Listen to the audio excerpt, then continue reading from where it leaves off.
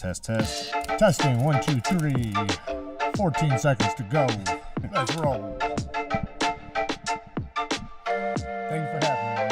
Oh, yeah. It was a good time. What's going on, Man Cave Mondays back at it again. It is your boy, Marine X. I am here with Jared from Neves Knives. Jared, man, how you feeling today, man? I'm feeling great, man. I'm very happy to be here. I appreciate you having me. You know what's so crazy is I tell myself I'm always going to have my stick lit by the time the live stream starts.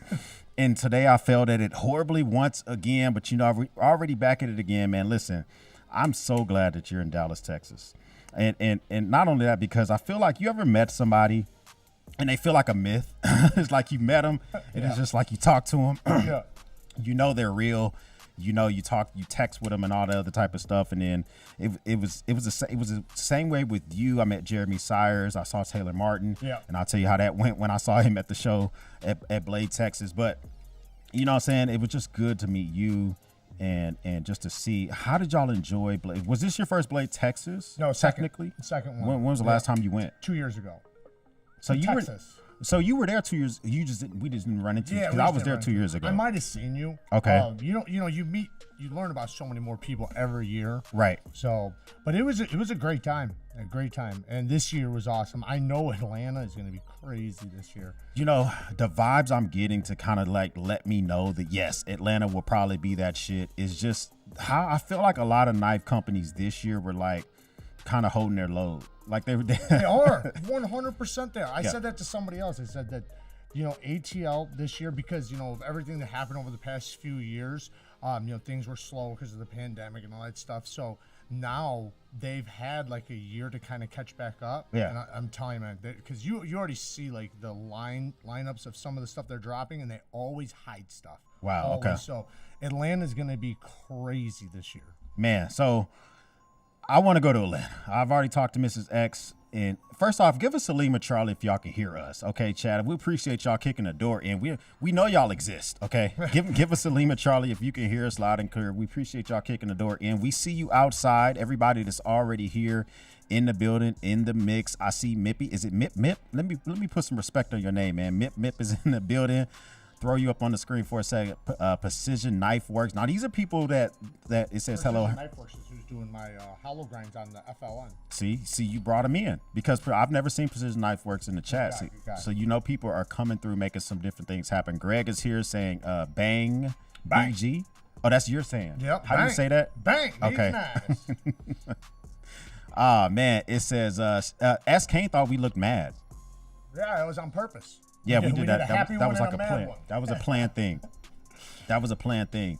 Yeah, but absolutely, man. So we got the Lima Charlie confirmations. Appreciate that. We're loud and clear for the collab, they say. So let me tell you, this is my third Blade Texas.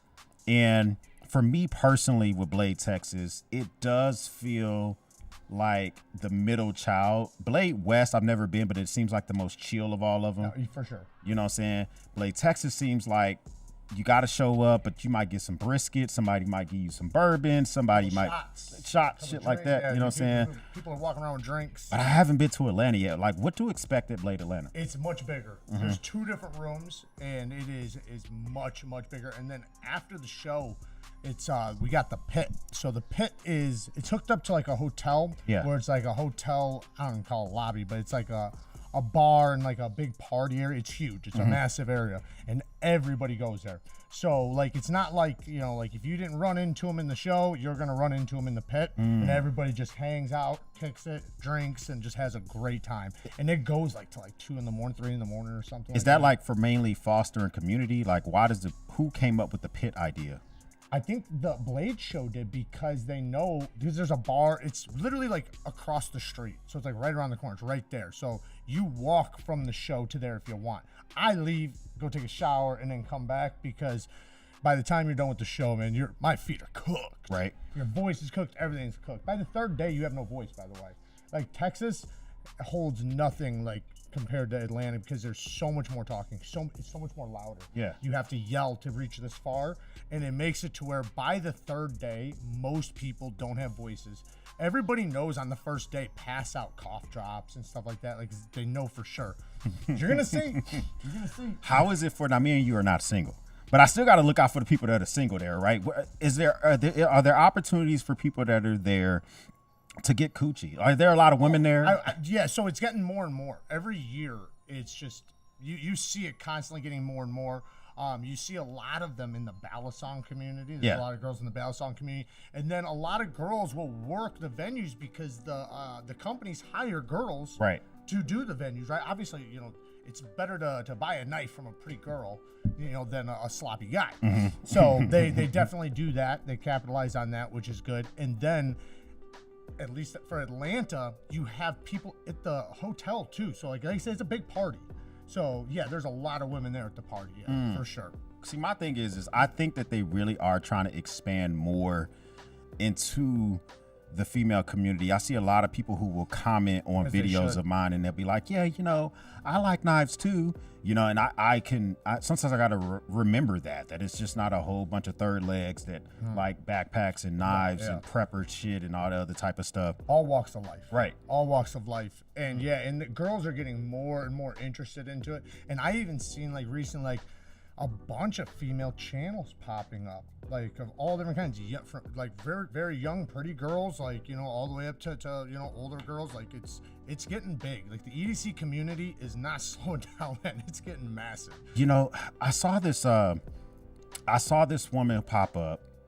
I want to say young lady. If you're younger than me, you're a young lady. Even if, you know, we're both 39. Right, you know what I'm saying? I feel like if you're in your 20s, you're a young lady to me. For sure. But she's from across the water. She got like an English accent. And she was doing an EDC video, and I wanted to give her some healthy critiques, like your video's too fucking long. Mm-hmm. You got to get to the point faster. But I still watched the whole thing. Yeah. And I love seeing more creators that are females. I want to see more. I want to see people that are from Indian, like Indian, get in there. I want to see people Native American. I want to see black folk.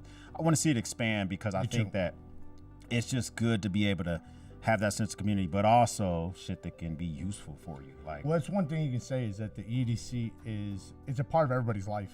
So there is no one particular person that it's going to appeal to. It's going to appeal to everybody. Like when I took all the pictures and uploaded them on Instagram, like you can see it's all walks of life. Right. And I love that, man. I love to see that because, man, talk about like everybody gets along. You know, everybody's having a good time. You know, you obviously have your little corners, your little pockets of your people, but everybody gets along. And it's the part of the community that likes to help people and wants to be cool and, you know, just be nice to each other. So you don't get a lot of, not that there isn't, because there's obviously always going to be some bullshit. I can cuss on here, right? Yeah, you good. Yeah, I just said coochie, so I think we're good to say. But yeah, man, it's a great time. If you guys aren't planning on going, you guys should definitely plan on going to Atlanta. After you go 1 year, you're going to go every year. That's what it's been for me. The first year I went, I haven't missed one yet. So my intention is to, so here, for me, it's a 14-hour drive. I'm contemplating, you know, it's been a lot of fucking planes dropping out the sky. I know. So coming here, man. Wait, did y'all fly or drive here? I flew, but the thing was that it was beautiful the day before we flew, and then all of a sudden the night before we're flying, it starts snowing. Yeah. And now it's like, this fucking plane's gonna crash now. What are we doing? How was the flight though? It was great. Okay. It was just fine. Let me see. When is the dates for Blade Atlanta? I'll tell you what though, the landing was a little bit rough. The plane came down like boom when it hit the thing. Who'd y'all fly with? O'Hare, Southwest. Southwest. Okay, I got you. So Blade. All right, so we got Blade Show Atlanta, June 6th through the 8th, 2025, Cobb Arena. They got 89 days in counting. In the mix. I feel like I don't know if I'm gonna go all 3 days, but here's what Blade Show is missing, bro. Let me tell you what Blade Show is missing. I went to SHOT Show for the first time this year. Have you ever been to a SHOT Show? I haven't. I want to go though, man. I sent my buddies went there. My partner with Knife Co went there, and then the other guy that I said that I'm hooked up with Matthew. He went there. They went together, and I know it's massive. It's huge. Yeah. It's Caesar's Forum and the Venetian. It's it's over 50. I forget. It's almost 1 million square feet. It's crazy. I went and I walked 6 miles in one day. Yep. But the thing that they do is they have industry days, and they need that for y'all. Industry days when they bring people like us early. Mm-hmm. And at SHOT Show, they let us shoot the newest machine guns, the newest guns, everything that was about to come out. Right. And it was specifically really cool for industry and for media, for creators and stuff like that. Blade Show needs that, where we're going there a day early creators, industries, dealers are going early. Yep. And you can see the new stuff. You can go through torture tests if you want to. You could just try different stuff out. Also, for filming reasons too, because then you don't have to sit there and fight the people that are trying to buy knives. You know, because that's what happens. Even if you get in there 30 minutes early, get a media pass lot, that ain't enough time. You'll never have enough time to sit there and do that. And it's in their best interest because obviously you're going to appeal. All the people that are at the show are going to see your stuff. But what about the rest of the world? Right. Well, that's more people that are there. That's true. Why wouldn't you want to do that? Yeah, I think that a lot of times people don't really forecast. But that's, I mean, you have to talk to the people at Blade Magazine and that put on Blade Show and all the other type of stuff. But I will be there. You know what? I forgot to tell you guys what we're sipping on and drinking on. Let me just talk about that for a second. So we got Doc Swinson, and this is a Kentucky straight bourbon. This thing is aged 15 years. It's a part of their cast series. This is 109.8 proof, so almost 110 proof. Yeah, 110. Let's just 110 proof, basically. Now, for me personally, I get hints of fruity sweetness. I get hints of the oak barrel. I also get stone, like rock. I get that. For me, it's hand selected. These bottles are about $209 each. They're hard to get your hands on. I've had this one for like 4 years. I like to bust. You know, I got you here. I wanted to bust it out, man. Enjoy a cup with you. I really enjoy this bad boy. Pull it out every now and again.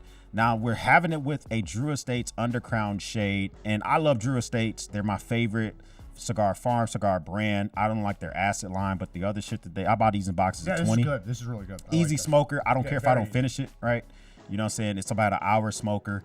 But it does give you, for me, I get almond, I get vanilla, so I get cashew, but I eat these foods a lot, so it's easy for me to jog those in my memory, you know what I'm saying, as I smoke them. So I wanted to pair those together. What are you thinking about the bourbon in the cigar so far? I haven't tried the bourbon yet. I'm ready to try it though. Yeah. If you want to take a sip, the cigar is beautiful though, man. I love it, man. Yeah. Cheers. Yeah, most definitely, man. It's just yeah. Even at 110 proof, it's not nothing. That's actually a lot smoother than I thought it was going to be. It's not. So I have some 110 proofs in here that will kind of make you want to just pull your skirt down and go run away. You know what I'm saying? But this one's this one's not that bad. This is not that bad. You know what's so crazy? Mrs. X bought that. She sourced that out. She bought that. From where?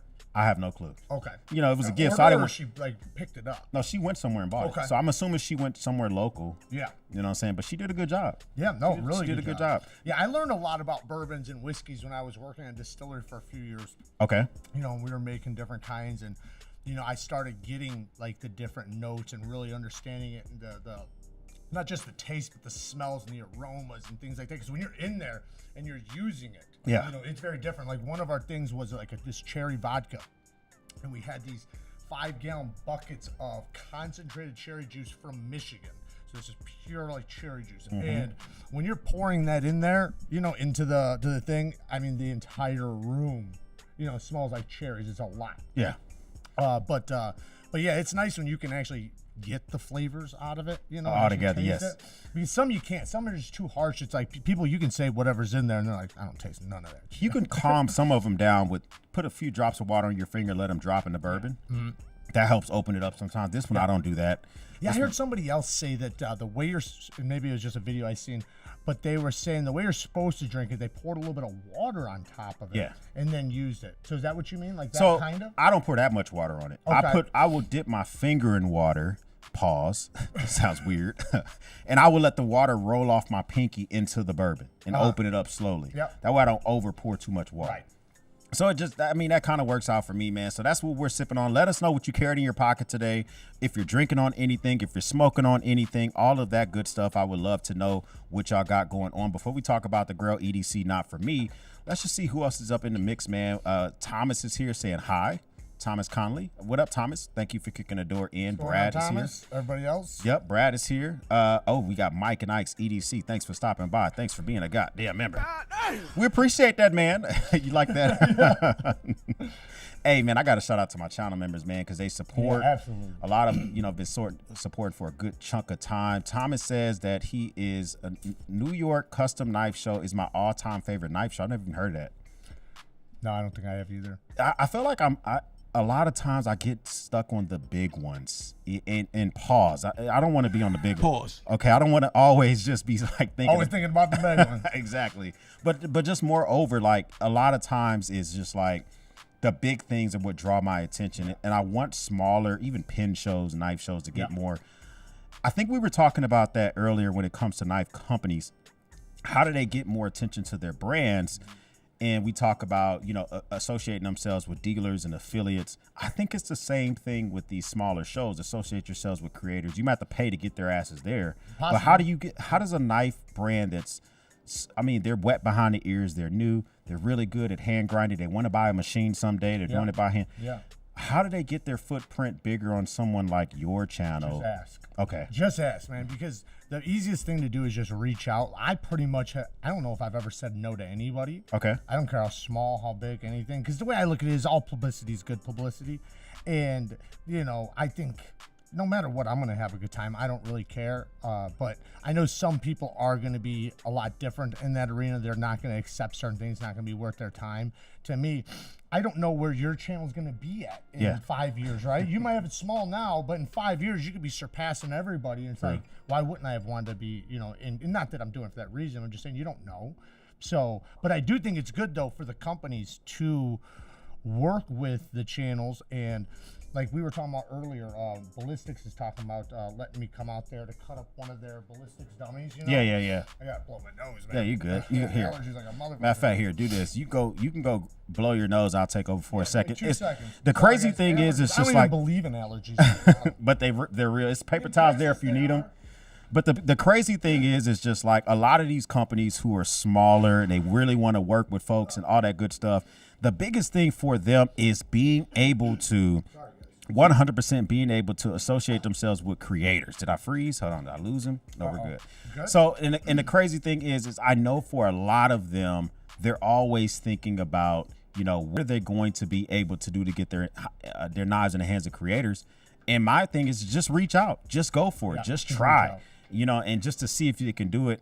I don't know. A lot of them, I do want more companies to be successful. I'm not solely knife focused on my channel, but if I do have a company reach out to me, a lot of times I'll be like, yeah, send it. I may or may not do a video, but I think it's good to send some product. That's just what they want to hear. I might not do a video on your stuff, but I mean, I keep it real with them. No, that's what's up. I do have an ethics statement. Have you ever seen my ethics statement I send companies? I did. And see me, I just tell them no matter what, I'm going to be honest. So you are taking a risk when you send it to me that I'm going to be brutally honest. And there was a couple times where I didn't do the video and they reached out like, hey, when you doing that video? And I had to explain to them, like, listen, I'll do the video, you know, because I'm going to be honest with my, with my audience, but you're not going to like the video. At all, yeah. And it's not even just going to be whether or not you like it. Like, it's going to hurt your company. Wow, okay. And so, like, and I still do it, but, it's kind of on them, But I don't know if it always hurts the company, because think about it this way. Not always, but sometimes it can. Sometimes there's certain things you can say. Where it's like nobody's going down in the least. However, though, I did have one damn product. This actually happened a few times. I told people, do not buy this. This is horrible. And I'll tell you what, man. I didn't even put the link at first. I wound up getting like 1,000 messages of where's the link? Where's the link? Wow. While I'm putting the link in, people were buying it. I was like, I literally told you guys how horrible this thing is. This is horrible. Like, it's dangerously horrible. And everybody wanted it. I can't stop them. What's crazy though is some people just want to see the item in your hand. They want to see it in a human's hand. They don't want to see the photos on a website. And they don't care what you think. They already have in their mind that they think they want it, right? And so that therefore they're gonna buy it. Yeah. And so you're just a vessel to show it in 3 dimensions. Yes. Yep. So it doesn't really matter to them what's going on. Look at the little details, like what's the action like, all those little details. Because to me, when I'm watching a video, I can tell like little details, how the jimping is, how the detent is, everything. And sometimes like little things will stand out to me. I'm like, ooh, like that no matter what the person says, no matter how much they play it off, I can tell like that wasn't good. But that's with you being a knife. I'm a knife novice, right? me, I'm just like, oh, that thing sure does cut. Yeah. Would you watch me in the Yeah. video I posted today? I think it was today's video. I had a knife I picked up, and the lock bar access was horrendous. I mentioned it just very slightly. I said, oh, it needs more lock bar access. But then you can see I'm struggling to unlock. I couldn't unlock it one-handed. I had to take it two-handed and pinch the lock like this. It was a liner lock. Anybody who knows knives is going to look at that and be like, yeah, he had to do that with his other hand because it's hard to do one-handed. Period. Yeah. So to me, I hate that. I despise that. Yeah, it was one company, they sent this, I think it's Spear Point. I can't remember the name, but they said it was a really nice knife. It had like pearl in the pivot and all this other shit, but it didn't have pocket clip. I think they sent Oh the yeah, both of them. yeah, I got one too. And to me, what the hell are you doing? Yeah. Don't. Whether it's a folding pocket knife, just put a clip. You can always make it to where you can take the clip off. Right, unless it's a slip joints, I give a little bit more A forgiveness little bit to. more, yeah, for sure. But I this still is want like the a knife to have it yeah, still. but this one had like a fuller or a flipper or whatever it had Yeah. on it, and it was just not getting the job done. And that type of stuff, I don't know. But speaking of getting the job done, let's just talk about real quick what's in the pocket. Let me see if I can wake up here. Matter of fact, let me get this here. Wake my camera back up. So we got to talk about what's in the pocket because everybody has different things that they like to carry, everything that they like to use. And here, my camera froze. We'll go with this one here. The thing is, in my pocket today, I am rocking. Now, this is, I know a lot of folks are not the biggest fan of Benchmade, okay? But I'm still a Benchmade sheep. I'll show it to my camera here. The Benchmade Presidio 2. This is the mini. This is the one that is rocking polymer scales with carbon fiber supports instead of glass supports. It's full liners, but they're cut out in it to make it a little bit lighter. Still S30V. I like this more than the Bug Out, but I didn't want the full-size Griptilian because I thought it was a little bit too big in the hand. Okay. And this ended up, I got this at Blade. I got it from a dealer there. They had it a table price of $121. This is $180 really good, on yeah. Benchmade's website. And so it just made sense for me to pick this up but I wouldn't, because when this came out this is almost a decade old. Yeah. When this came out, it was $100. If you paid $140 for this, you were an idiot. Right. So, Benchmade's prices have gone up, whether Way it's the up. butterfly tax, whether it's cost of materials, whatever. But the born on date for this knife is February 20th of 2025. So it's still in production. Yeah. And like you were just saying, at the shows, that's one privilege that you can get sometimes. You can find deals. Yeah. There. They will cut you deals, cut you breaks. So, you can do that because at dealers, you're not going to get that. No. And it's going to be expensive. It's outrageous, some of the prices. I like the regular Benchmade. It's gonna need more Presidio, work. I like them both, you Yeah. know, but the Benchmade Griptilian with the FRN scales has that clack. Yeah, it You know, does. It goes clack. I love that, man. But yeah, this is pretty cool. Yeah, so that one there, I'm gonna put in the pocket eventually the new TRM that I picked up. They That's just a came out with their beautiful knife. first frame lock, but I really wanted to give this a little bit of time. Now, what are you rocking today? You get to show it this camera because the iPhone's acting Right janky. now, I got actually Oh, the internet's. Hold on, keep going. I got a knife from, this is from Jens Anzo. I think that made in Denmark. I believe that's where he makes it from. So this would be considered a Midtech technically. It is a button lock, but it has luxurious smooth action.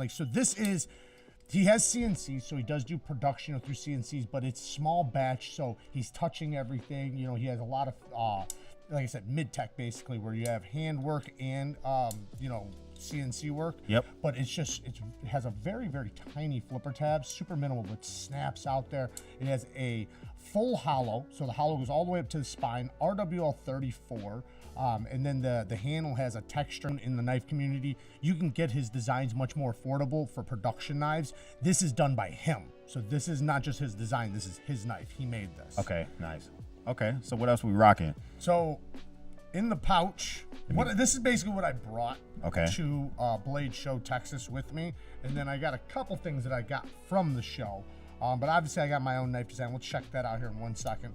But this is from Hog House. Check that out. Wow. That's from Hog House. These are made, I believe, in flipper? Finland. It'll do the reverse flick too. Okay, maybe I just gotta It's got be- a strong detent, so. Oh yeah, it does have a strong detent. And it's got the milling on the blade. If you look at it, you can see it's got the CNC machining on the blade. Yep. Like I said, I believe they're made in Finland. That one also is RWL 34. It's got the honeycomb pattern on the titanium, but it has 1,000 different patterns that he does on his knives. That's a pretty special piece. Yeah, that looks good. And That looks. then- Hold on, wait. What's that blade steel? RWL 34, which RWL 34, just think of CPM 154. Okay. It's Okay. basically the same thing. And also, Damasteel is made from RWL 34. Really? All damage steel? Okay. Yes. Well, Damasteel is a name brand of a Damascus. So basically it's a powdered steel Damascus, making it unlike other Damascus where it's like a mixture of steels. This takes a mixture of powdered steels, so it makes it one billet. Yeah. So you don't have the inconsistencies like Damascus does, where some parts, if they're gonna harden differently, it all hardens the same. Okay, I see what you're saying. So you don't have the worries of it coming apart. This is the React GTR. I think this thing's like the sports car of knives. Okay, D10 is It's a an little bit. integral too. What does Integra mean? That's the The Loctite? handle is made out of one solid piece of titanium. If Okay. you look, there's no two pieces. It's one solid piece. Now it does have zirconium inlays for the pivot and that inlay. And then if you look, it's got all the air intake, for it to go 240 miles an hour, and as it should. My gosh. But yeah, that's a beautiful piece. I mean, how much is it going to set somebody back for something like $500. 500 American dollars? Yeah. Golly. But it's a very high-end piece. And I know people are going to say, because this is Riyadh, so like it's made in China. If this was made in the USA, this would be a $1,500 to $2,000 Easily, knife. yeah. Easily. I mean, it's an integral, but it's not just an integral. This is done at like a super high level. Now, a couple more. Have you ever checked out a Herman? Herman. Yeah, so No, this no, is no, made no. in Poland. This is a Polish custom knife. That's the Herman Slim. And the Hermans have a unique sound and a very unique detent. Some of them are stronger than others, but I have a bunch of different ones. I actually have a real special one I'm going to be showing off when I get back home. But he makes incredible knives, absolutely incredible knives, super duper smooth. The detents are incredible on them. And I know this one's flipper tab's a little bit pokey, but it's, like I said, he has a bunch of different models, but these are handmade knives, made in Poland. What is this? So what blade That shape one's would you about consider 800. this? What's that? What blade shape would you consider this to That's be? a drop point. So this is drop point. I guess for me, M398, I believe. Oh, you know, one of the first things I purchased when I was getting into knives was NAVs. You know, their little chart that tells you blade shapes and all the other type of stuff. Like literally one of the first purchases I had to make. hear that sound? Yeah, I hear it. Really nice sound. Now this one's a little bit less. About, what is it, like 350, 375. This is a Sharp by Designs Derecho. So that's that titanium with a carbon fiber inlay? Yep, and then it has a hawk bill blade. When you pop it out, you're gonna see it. It's pretty nasty, pretty cool blade. Oh, yeah. shape. Oh, yeah, I like that. And it's got that fuller, works well. He uses a detent nub. And if you don't know what that means, it's just, when you have a detent on a knife, typically it's made with a ceramic ball. This is made with the steel lock bar insert. It's basically just a nub. But what it does is it makes a very consistent braking action. If you're ever wondering what's allowing you to deploy the knife, it's typically a detent. And so the better that feels, the snappier it is, all relates to tension of the lock bar, the type of detent, and so on. I think my favorite part of this knife is the location of the pocket clip to the fuller. It just feels like you could works. almost use your ring finger to flick it open. Yeah. I like the way that feels. I've never had a hawk. What is that, hawk bill? Okay, Hawk okay. bill, yep. And this is a harpoon hawk bill with a deep hollow grind, super slicey. Great for a lot of things too. If like for utility cuts, for slicing. Now this is USA made. This one is by Machine Wise, and this is also an integral. This has, again, Explain to me Integra one more time, because I want to make sure. The handle is made out of one solid piece. Look at the back of it really quick. Okay, yep. The back of it doesn't have a seam. Okay, I see All what you one mean. piece. How do you take the pocket clip? they- Oh, you just uninstall the So pocket the clip's the clip. only thing that's attached otherwise, and then the pivot. So Okay. the only thing moving on there that you can take apart is the clip and the blade. Other than that, the handle doesn't come apart. So you have less parts moving. So like with anything, you have expansion and contraction. You don't have that with these because it's just one solid piece. Yep. So you have less likely of having your hardware come out, or things move around, and then also just kind of stays tighter and stronger. I love the way this. I know. The closing action. Yeah. It's so This is a smooth. true button lock, not a liner. That's a button lock. Yeah, that's Okay. a true button lock, and they do a really good job with it. The only thing that does feel weird is when you go to close it, the flipper can get in the way of your finger. Yeah, once you get used to it, though, it's good. Yeah, that But feels yeah, good. it's got a very when you drop it, like it almost feels ghost-like. And look at this. I didn't do this edge. This is how it came from the factory. That mirror polished edge. It's got a beautiful mirror polished edge right from the factory. This is American made though, right? Yes, yeah, about $800, $850. Oh my God. I know it's expensive, but you're talking about very, very high levels of machining and just everything. Right. Okay, that makes sense. And then a couple of my knife designs, because we do have. Now I got one of yours that I did a whole review on. People love that knife. This is the misdemeanor. We do have possibly bolster lock versions coming here very soon. Deep hollow ground sheep's foot blade and K390 and DLC. Did you get to try that one? So wait. I can't Is the remember. misdemeanor with? That one's a React. Okay, I haven't tried this one yet. So this is the first time my hands have been on this one. Yeah, this is oh my God. I will say this. I've tried the Offender, the misdemeanor. I've tried all of them, and they all just feel like if you are already into knives and you're ready to spend some money, this is the knife you should get. Yeah. That's what they feel like. They're knife guy knives, for sure. Like, I mean, like 100%. It doesn't matter any of the one that you're about to have come out with or any of them. It just feels like you're already a knife guy. You're interested in it. You're something that you really want to check out. Boom, let's go for it. We do still have a few of these left on the site. Marine X should have a link to it. Yep. Now, this is a couple things I just got from the show. I just got two of them really quick, so we'll do this quickly. But this is something. Yeah, what did you get at Blade? So that's the thing is like, okay, listen, here's my philosophy with a Blade show. I go to Blade shows with a naked pocket.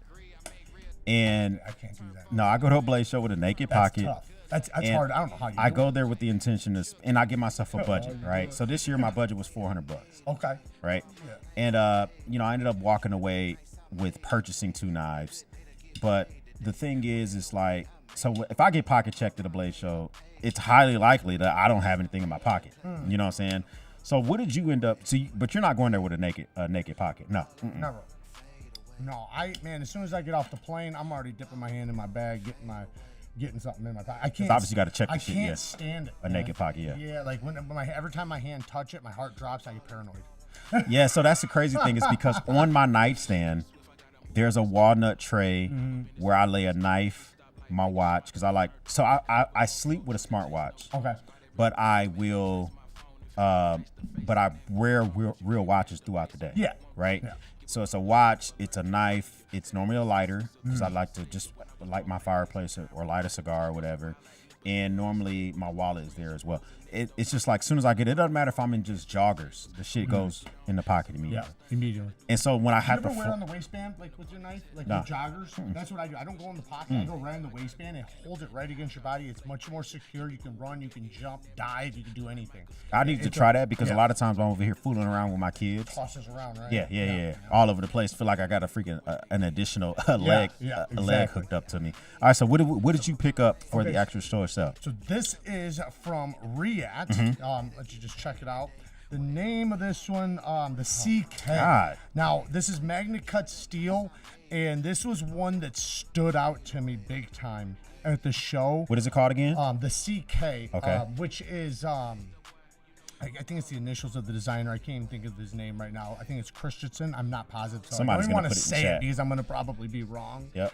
But it's a beautiful piece, man. Deep hollow ground, basically a spear point, but it might be a drop point blade with a deep hollow ground magnet cut steel. Yep. They're doing a good job with it.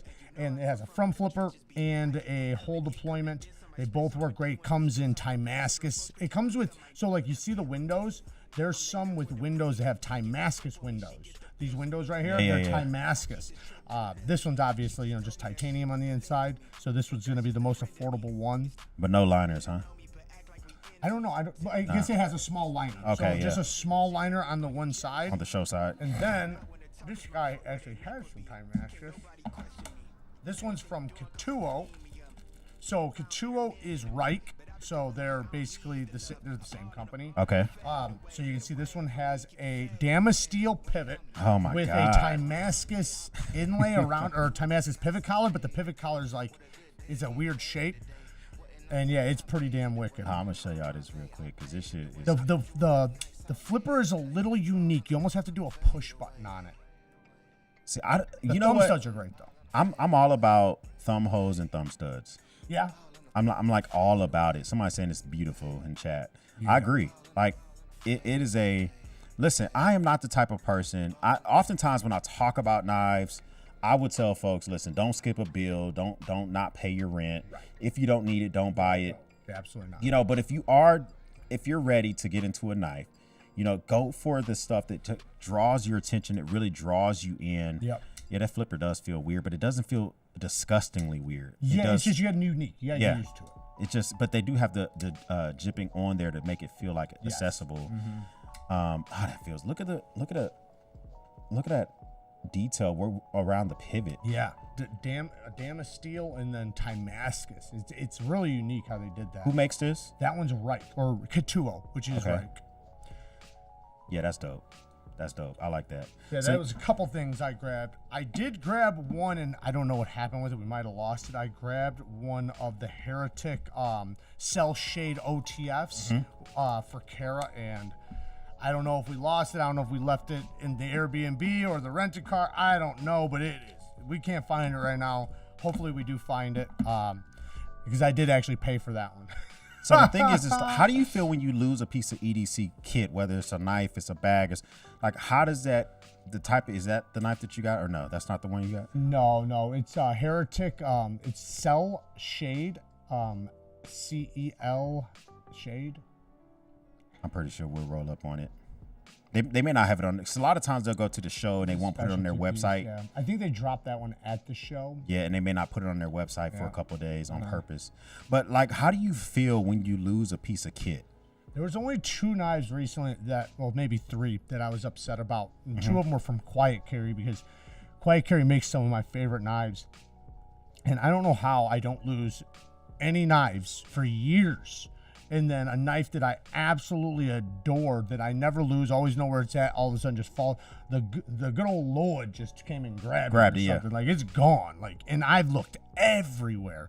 That kind of upset me. But typically I don't get upset just because, like, I'm so privileged to have things sent to me by companies. I can reach out and tell them, send me another one. So it's not, for you guys, it'd be a way bigger deal. I get it. But what about stuff that's not, because there's stuff that, companies send me stuff shit that they won't send. Right, yeah, for sure. Right. So, a lot of companies send me bags, survival kits and shit like that.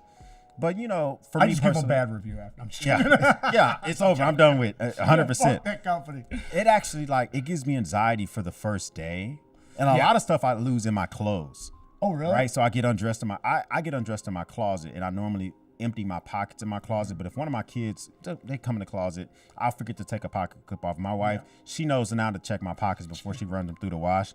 But it would give me anxiety. I'm like, man, I haven't seen that knife in a week. Yeah.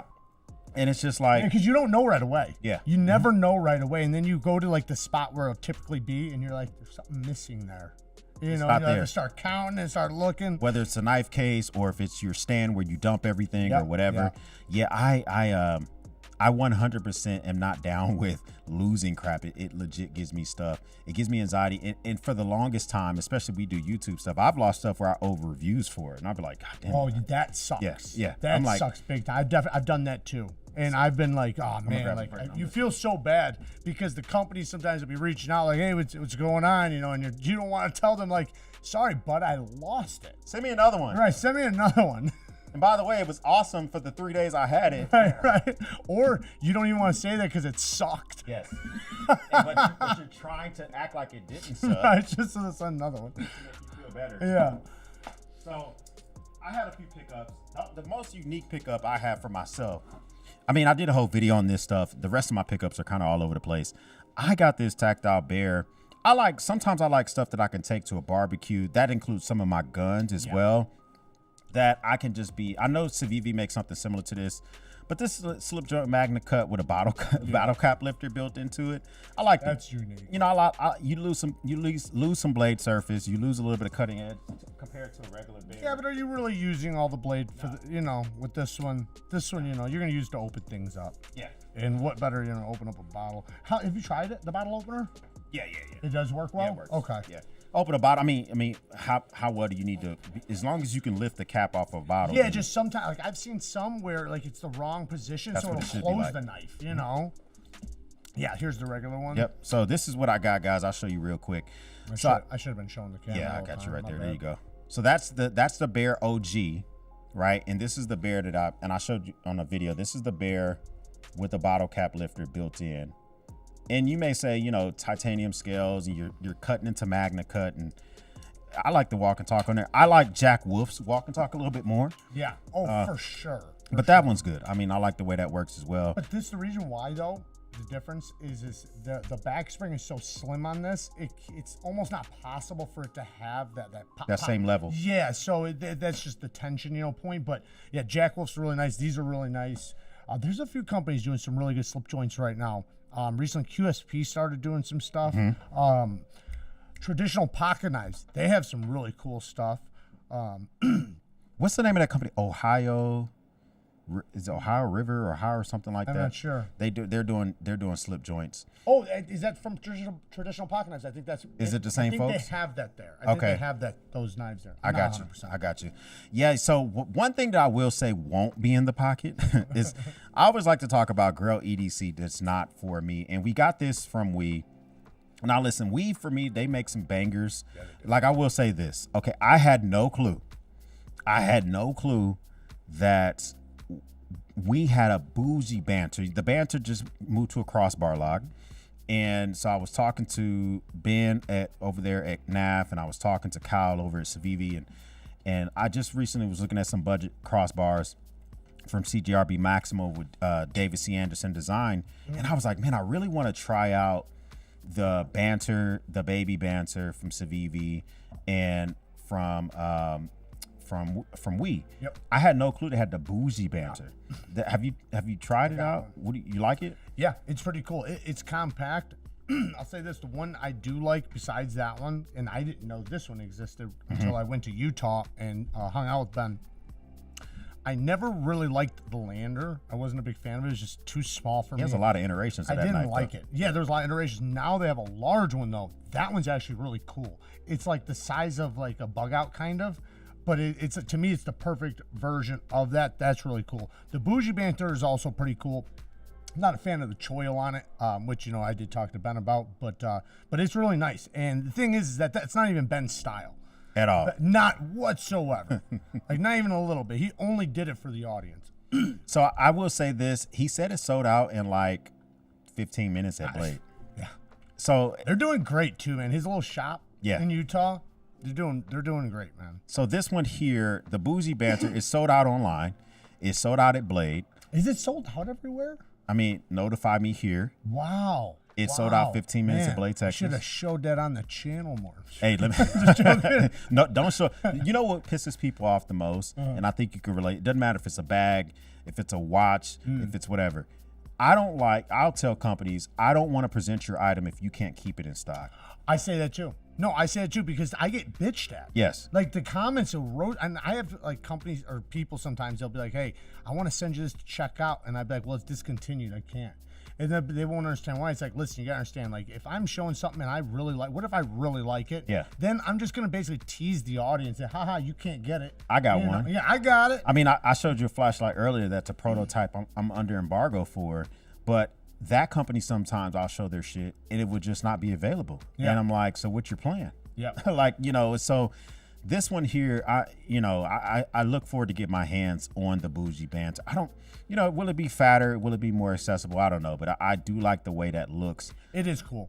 It's compact too.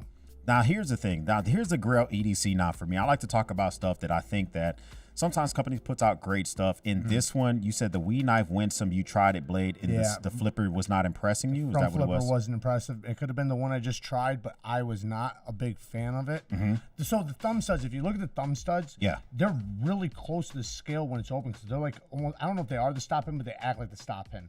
So like you feel that when you're opening it, like the thumb studs are so tight to the scale. Well, then the front flipper, it looks like it would work really well. Like that front flipper is like, man, that looks like it'd work great. But I don't know if it's a jimping and just the weight of the blade with the tension of the detent. But to me, I couldn't get it to just like, I mean, it did snap open, but it wasn't like something that was satisfying to me. So there's some companies who make a high-end product, whether it's a knife or a bag or whatever, and it's a miss. do you think that, what would you advise them to reduce the price, stop production? Like, okay, so this knife here, it's going to be dropping soon. The Winsome, it's going to be $415. They might have a sale price of $390. Is it a designer or is it? What do you mean? Is there a designer that designed it, or is it from like a design by we? Oh, I don't know if it's. Because if it's designed by we, I'd tell them to just change it. Okay. But like if it's a designer, then it's not on them. You know, it's on the designer. It says designed.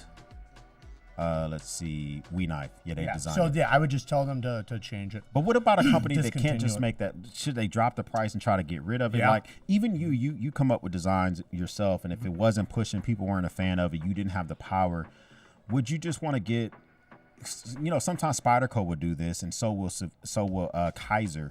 Well, they would just give you factory seconds. Like, we fucked this up at the factory. You got a deep discount. Do you that company, should they do more of that or what? Yeah, no, for sure. So what we'll do, like sometimes, like if we have a return thing, which we've allowed people, and I'm not telling you guys to do this, so don't fucking do this, but somebody like will have like a little issue, like they scratch their pivot or something. Right. We'll be like, man, just send it back. We'll send you a new one. Yeah. Okay. Know? And I'm doing it because we just started the company. I'm trying to be cool with everybody. I'm trying to make sure everybody's taken care of. I don't want nobody upset, nobody unhappy. I want to make sure everybody's overly happy. Right.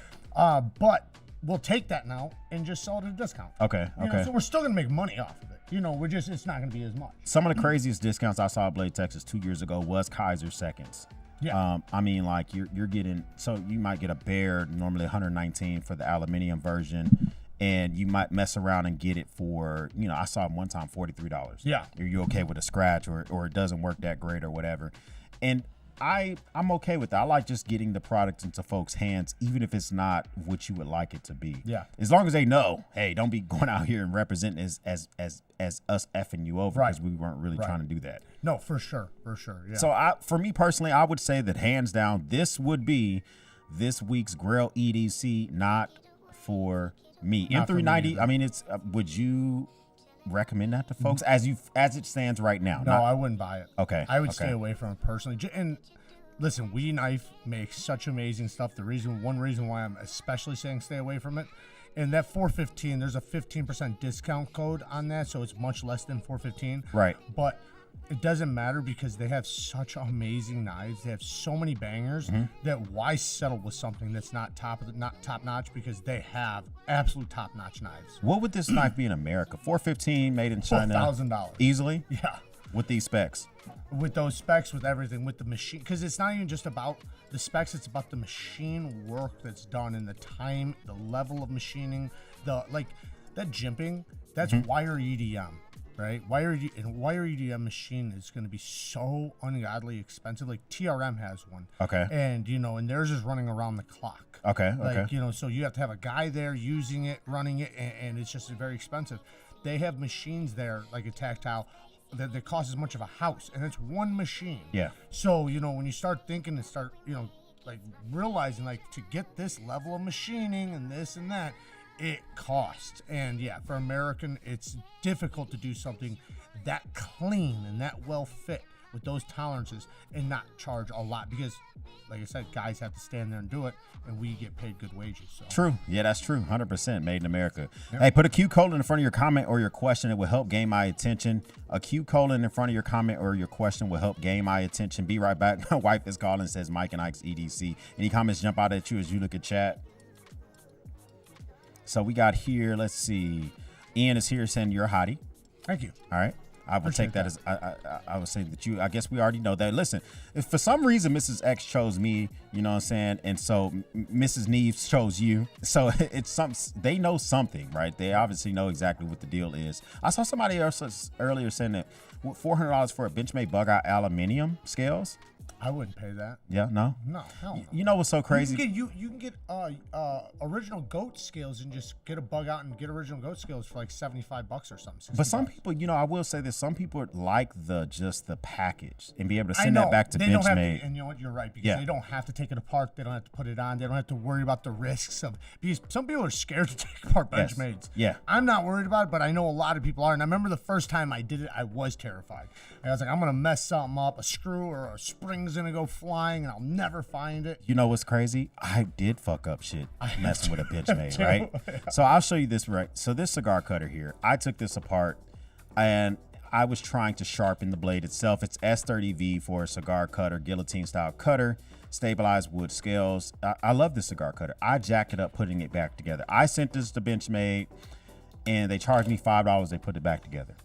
So I thought, but so some people are intimidated to take it apart. That's why I like, now what other companies are doing stuff like Three Rivers Manufacturing where they're Neutron, they're Atom, and I think they have one other knife, but it's just 2 bolts and you can change the show side or sometimes both sides of the scales just like that. Do you know any other companies that are making it accessible to change the way your knife looks? So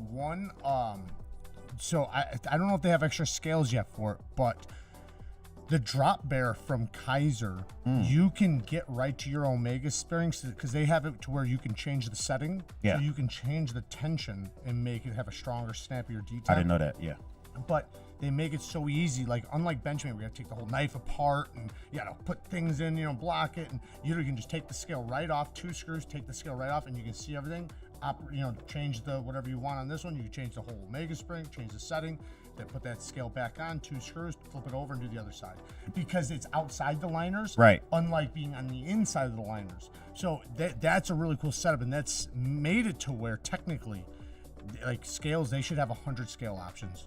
I'm not sure if they have put out any scale options, but I'll tell you what, they put out like 40 different versions of that knife. Of the drop of the bear. Oh yeah, 100%. So I've flipped and swapped parts. So I haven't. I only own 2 of those. I think I have a piss version. I don't know. I think I may have. Autumn. Yeah, of the Autumn. That's Tri-State. I'm still in that logo from Tri-State EDC. And I have the aluminium version with the purple thumb studs. Mm-hmm. But I like the bear. That's kind of one of those. So there's a few recommendations. Okay, so recommendation for a crossbar right now. You're in a gas station knife or you're using scissors to open packages. You're familiar with knives. I know Ben over at NAV, he has a knife on Kickstarter. It's $25 that but if you're trying to get somebody out of a gas station knife or using their scissors to open packages, what type of lock system would you recommend that they start off with? Liner, button, crossbar? Like, what do you think? Crossbar is going to be the safest. Mm-hmm. It'll keep their fingers out of the path of the blade, and it's a strong, reliable lock. And now you got an abundance of knife companies doing a good job with the because the biggest thing in the beginning was the sloppy action of the crossbar. Right. Now companies are really doing better. Like I personally, I have a crossbar coming, and this is the first time I'm saying this. Oh, okay. News. Yeah. I have a crossbar lock knife coming, and I am adding a double detent inside of it. What does it mean to be double detent, though? I'm gonna have a liner with a detent bulb on both sides of the knife. Yeah. So you're gonna have a super crispy breaking opening, but it's gonna close just like a crossbar. Okay. I'm also designing my own lock that has its own detent system attached to the lock, and basically it has 2. I don't want to call it hydraulic, but 2 spring systems on both sides. Something similar like what you'd see like on the on the Microtech MSI, the way that lock is, but on both sides, right? And it's pushing up a big piece of steel that has a detent ball attached that drops in to the thin side of the blade, and then there's a track broken into there. So the detent, basically, the whole point is the detent's gonna feel if it works out. They said they could pull it off. They're making me a prototype now. If they pull it off, it's going to have a very clicky detent with an incredibly strong lock. Like, I don't know what the weight's going to hold. I'm going to try to test it out. But theoretically, it's going to potentially have incredible amounts of strength, like stronger than a crossbar lock, because the crossbar is using a bar. Yeah, exactly. This is it's basically an L-shaped hunk of steel. So it's going to have much more... I guess, it's going to be much more rigid, and it's going to be inside of a titanium casing. Why would you want... Okay, why do you need something stronger than the crossbar? Is for hitting with a log or something? Or I think just having a reliable lock, regardless if you're going to push it to the limits, it's just the point of... If the lock can hold, you're less worried. Like, okay, just for an example really quick. If I take this knife and I want to stab it into this table, right? If I stab it this direction right here, I'm stabbing towards the lock. Okay. If it's not strong... This is what happens. And I've seen that happen. I've actually had it happen to me where I went down like this and went at this angle and it failed. So you always want to go towards the stop pin when you stab something into anything. Always towards the stop pin, and everybody should try to do that. However, if you had to do something rapid or you just randomly did it, you'd like to know that the lock is going to hold up and not just slip. Yep. So there's a lot of reasons why, but it's only as strong as the blade, though. That's the one thing. Like, you know, they say cold seals, right? The cold seals, they can hold 1,000 pounds. But if the blade snaps at 200, right? Okay, that's how much it holds. You know what I mean? Like, so you do have to consider that too. I think that's why so many people like TKL knives. I mean, obviously he's not making folders yet, but like his heat treatment, what he's doing to those blades, the people that are buying his knives are just like fans. Not of him, I mean, of him, he's cool, but of just the knife and how it gets the job done. I watch Joe X from time to time and how he torture text knives and all that other type of stuff. And there's been some purchase decisions I didn't make because of what he did through some of his torture tests. You're like, wow, this can live through all this. Exactly. So I can understand that. So this is the Microtech MSI. Yep. So you're saying it's going to be something similar to this, but a little bit. Yeah, with the way so what I was talking about was the spring. Yep. You'd have to look at the back side of it. Okay. You could turn on my video. I do my old video. I do show the inside, but basically it's just got a spring system on both sides of the knife, pushing it up, so it has a consistent amount of strength on both sides, and it's not like a weak amount of strength. Right. Where I could increase it or decrease it, but it makes it just where it's going to be super reliable, super strong, less likely to break. The type of spring it is not the type of springs that break. Yep. It's just going to be a very reliable, hopefully. I mean, crossing our fingers. But the other one that's going to be coming soon, which will be a budget model, by the way, or at least a more affordable option, will be the one with the double detent crossbar lock. It's never been done before. The crossbar locks always just use the crossbar as the detent. This is completely separate. That will not be the detent at all. Are you going to leave so I know like the super lock is just out there for whoever wants to grab and put it in their knife. Are you going to do that, or is it going to be proprietary? I want to do innovations. I want to try to do innovative stuff. I got a couple other lock ideas. So what I do is I came up with like 5 different lock ideas, and I'm running with one at a time to see because if they can't do one, I'm going to push another one. So hopefully we can come up with some real cool innovations, and then if somebody else wants to wind up using, I'm not going to fucking pay right. them. Okay. Shit. That makes sense. I just sense. want to do something different, and then also like even little sharpening systems and pocket sharpeners and stuff. I want to do my own versions of that. Like where like you can change angles and stuff like that on something similar to like the field sharpener. Okay, that makes sense. How long until we get that? Well, the one's in prototype phase right now. It's being made. The one with the double detent, that one is just went into prototype phase. We just gave them the green light to start making a prototype for us, and then the other one is about to be in CAD. So as soon as I got the 3D rendering, I'll give them the okay. Then technically we have another gravity knife coming. I'm hoping I'm not breaking any patents by doing this, but I do have a gravity knife coming. That's well, you're not mentioning the company. You're just talking about a gravity knife is a thing. So no, I mean this is something. You mean patent for your design? Yeah. My design, because I have a prototype being made right now, and I'm going to put it into production. I don't think they could do anything about it because mine has so many differences. Yep. And it changes the whole thing the way mine works. But it is so fascinatingly unique and so cool. It's gonna go crazy. For sure it's gonna go crazy. Rest of your life you have to go down for one knife. Is it gonna be a photo or a fixie? Oh, if it's for the rest of my life, man, I like folders more than fixed blades, but man, the reliable one is the fixed blade, but I like folders. So, okay. Yeah. So you're just gonna go for it with a folder. I mean, no, not for the rest of my life. I have to go fix it. Okay. Because you don't know what you're going to run That's into. true. That's true. And you don't have any parts that can break. I mean, if you said you could replace parts and fix it any time, then I would say folder, yeah. Okay, so let's talk about... What about you? So for me personally, rest of my life, because I'm at a certain skill level when it comes to sharpening knives, fixing knives, all that. I'm going to go with a fixie. Yeah. Because full tang goodness, at the end of the day... How would you carry it? So for me, I like to really carry. So I normally carry right below my gun, appendix carry right above my right buttocks. Do you carry on the same side as your firearm? Yeah, I do. Okay. Yeah, I carry. So normally my firearm is normally right below my dad bod, Okay. or right above my right buttocks is where I carry my firearm.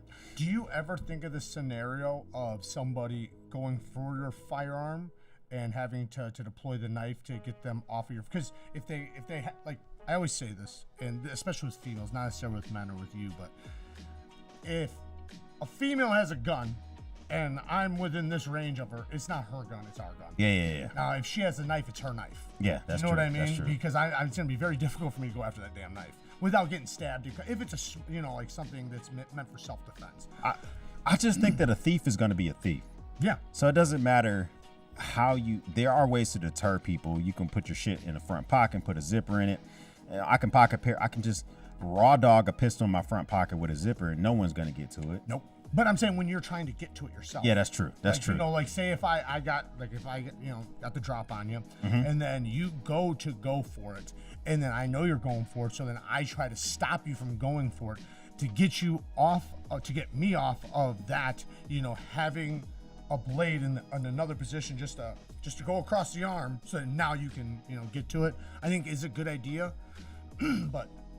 You gotta use what you can, and to me, I understand what you're saying because I'm horrible with my non-dominant hand, and I almost feel like in a super stressful situation, I'd be 10 times worse. You know what I mean? So for me personally, I guess, I don't carry fixed blades often, right? But when I do, it's normally in the magazine pockets of my trousers or that right pocket there, or it's in my front right pocket where the fixed blade will go. And I guess I don't. You know what? When I go to the rifle range or go to the gun range, I should train more with a fixed blade in the way of my gun. Yeah. Because I do believe in putting a lot of rounds through my CCW. I believe in field stripping at the gun range. I won't go to a gun range where you're not allowed to take your gun apart. Right. And clean it, oil it, and keep shooting it. But I should probably wear a fixie more because there are scenarios where I'm carrying a Montana Knife Company. I'm going to start carrying a CKL knife. I'm carrying something from Tour Knives or whatever, where I want to train more just to figure out how is this getting in the way? And, am I going to be able to deploy this? So that is something to think about. I seen on active self-protection the other day, Yep. It was a guy at a register, and he had his, gun just right on his backside, and the guy seen it, so he just grabbed another one, was in the pocket, and the guy could see it in his pocket, so he just grabbed it right out of his pocket. And now he's got the gun, so there's nothing that guy can do. Right. What are you gonna argue with me? Yeah. And Yeah. Hey, please give it back. Yeah, please, come on, man, please. Hey, I guess now something I got to think about. I'm taking Mrs. X to the range again here soon. That's something I got to think about 100%. So, man. I had a girl one time grab my gun out of my backside. It was all my fault. I was at my own house, and I had the wrong type of people around me, and I had my gun on my back, and I had it holstered, but it wasn't strapped, and the girl wound up grabbing. I felt it right away, so I instantly turned around, but she grabbed it and went to point it at me, and I instantly Just to play around? She was playing around? Yeah, but she was kind of fucked up, so I think she was kind of playing around, but I didn't take it as playing around. So I almost broke her fucking arm. Like, not like I was trying to, but like I grabbed. She's a girl, so I snatched her up so fast, and I threw her to the ground. Her boyfriend was right there, and I grabbed the gun away. I pointed it at him because I thought he was about to try to protect her. Here's my thing though. At a certain time, sometimes females present themselves as a man. There is a certain point when a female presents herself as a man. Yeah.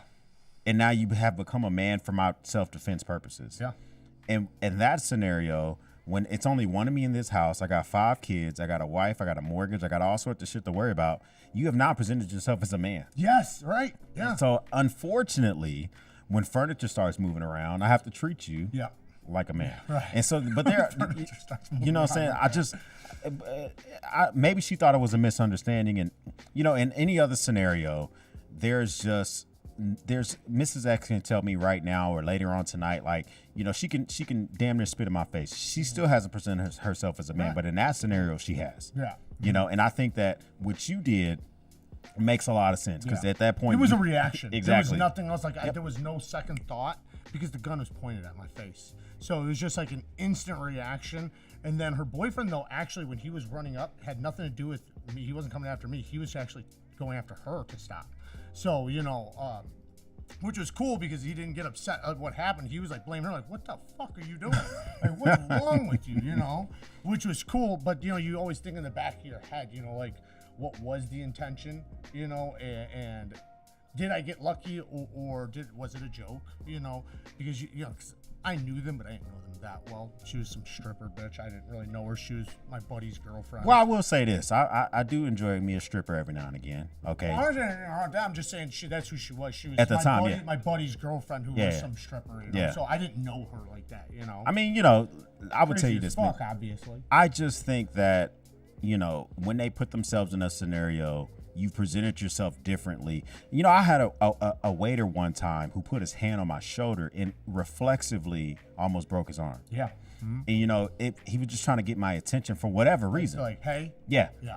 And and I feel bad because sometimes you don't know them. It's I just heard a beep. The beeping just because the recording stopped. Okay.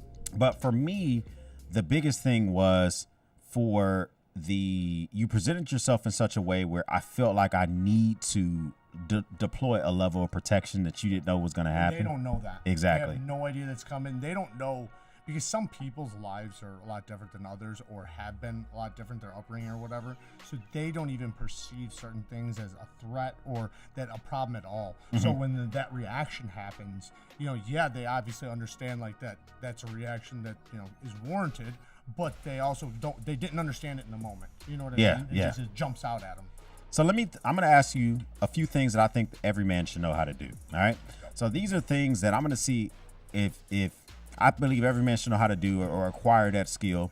And before I jump into that, let's just see who we got here real quick in the chat real quick. Loadout EDC, thanks for stopping by. Thanks for being a goddamn member.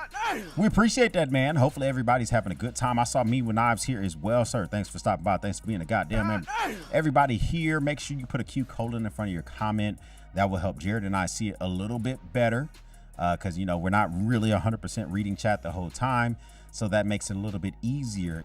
Ian says, why isn't Kara at the table too? She's with her grandparents. So we are in Texas. She doesn't see her grandparents often. Her grandparents live not far. So that's where she's with her grandparents. She's with her family she doesn't see often. And you know what? Listen, sometimes you got to make some time with that. My grandma lives in Cleveland. Yeah, family I'm here in Plano, Texas.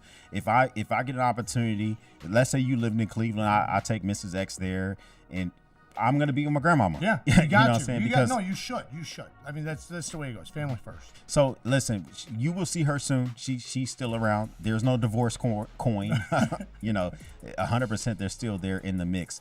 Let's see if anything else jump out at me. You watching from Colorado? Okay, Brandon, nice. I appreciate that. Hey, let me tell you something. I went to not Colorado Springs, but Colorado's nice. I love Colorado a lot, especially in the early winter. I don't really want to be there when it's like super cold because it's just not my Ohio River Jack. That's what we were thinking about earlier. Yes, that's the one. It's a traditional pocket knives too. That's a brand that they make or a model that they make. I'm not sure if they produce it, but I think they have it produced from QSP, but I'm not positive. But it's at traditional pocket knives. So one thing I noticed is there are some. I talked to Savivi about this. Is that CRKT has a lot of SKUs. Benchmade has a lot of SKUs. They have a lot of knives, right? And going back from Benchmade with the Balisong, and in the 90s, they were really focused on the Tactical Bros. S30V got introduced, and then they came up with the Axis Lock, and they just took off like a rocket ship. Savivi has a goal to pump out a lot of SKUs over the next couple of years. Do you think quantity matters or quality matters more when it comes to a knife brand? Both, and the reason why I'm saying both is because in the knife community right now, the companies that are doing the best are the ones that are putting out new models because, one, we are growing rapidly. So since we're growing rapidly, as an EDC community, things are changing, things evolve, and we all want innovations. We get bored really quickly.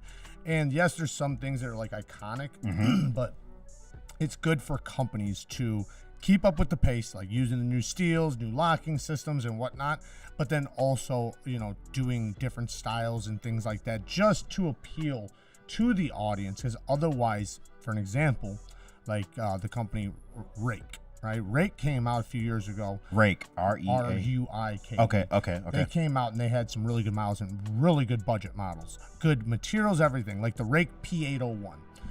And they were doing like a bunch of models at first, and everybody was loving them. All the reviewers were testing them, and then they just stopped making new models, and all they had, this one model they made last year, and that was like the first thing they made in a while, and they just haven't been doing anything. So now it's almost like nobody knows who they are anymore. Right. You know, like they were at Blade Show, Texas, and I didn't really see anybody at their table, but it's because like nobody's hearing about them because their stuff's from 5 years ago, 6 years ago. Everybody's tried it, everybody knows about it, and now companies have moved on to bigger and better things. Okay, that makes sense.